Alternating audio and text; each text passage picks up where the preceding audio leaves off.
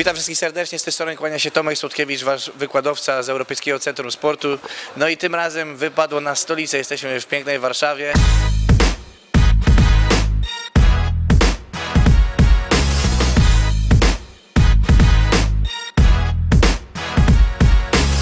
Cześć, z tej strony Alan. Chciałem Wam polecić kurs w Europejskim Centrum Sportu. Ja sam miałem okazję uczestniczyć ostatnio na nim. Masa przydatnych rzeczy, na pewno, które wykorzystam w swoim sporcie.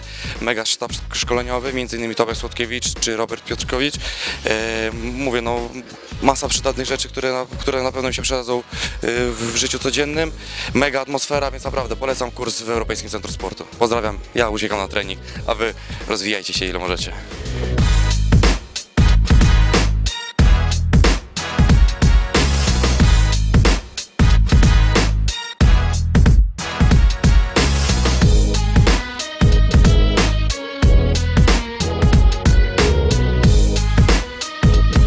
Cześć, jestem Piotr Bednarczuk, prowadzę szkolenia w Europejskim Centrum Sportu.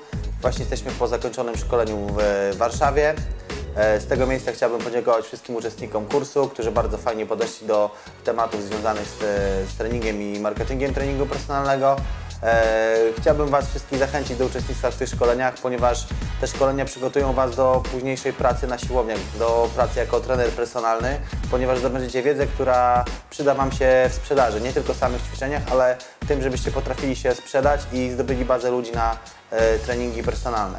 Śledźcie nas na Facebooku, na Europejskim Centrum Sportu. Kolejne terminy szkoleń będą podawane na bieżąco. Dziękuję i do zobaczenia na kursie.